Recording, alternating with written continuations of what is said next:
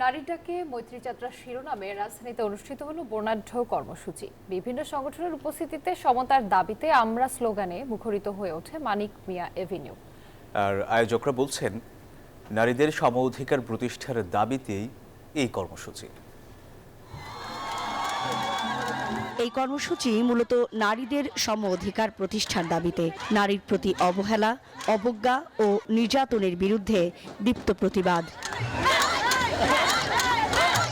নারীর ডাকে মৈত্রী যাত্রা শিরোনামে এ কর্মসূচি শুরু হয় শুক্রবার দুপুরে। সমতার দাবিতে রাজধানীর মানিক মিয়া এভিনিউয়ে আয়োজনে অংশ নেন প্রগতিশীল নারী, শ্রমিক, শিক্ষার্থী, শিক্ষক, সাংস্কৃতিক কর্মী, পেশাজীবী সহ বিভিন্ন শ্রেণী পেশার মানুষ। আমার এই শরীরটা ঢাকা শহরের কোনো নোংরা গলি, কোনো নোংরা রাস্তা না, যেখানে আপনি যখন ইচ্ছা তখন চাইলেই মূত্র বিসর্জন করতে পারবেন। আমার টিপ নিয়ে কথা বলেছেন আপনি, আমার পোশাক নিয়ে কথা বলেছেন আপনি, আমার হাসি নিয়ে কথা বলেন, এমনকি আমার হাঁটা নিয়ে আপনি কথা বলেন। এই দেশটা কি শুধু আপনার একার? বিভিন্ন সংগঠনের উপস্থিত বান্ডেল থাকলে প্রতি সেনমানিতে টাকা বাঁচবে। বিকাশ সেনমানি বান্ডেল কিনে জিতুন প্রতি লেনদেনে। স্থিতিতে সমতার দাবিতে আমরা স্লোগানে মুখরিত হয়ে ওঠে পুরো এলাকা। আয়োজন উপলক্ষে 31টি স্লোগানের একটি তালিকা করেছেন আয়োজকরা।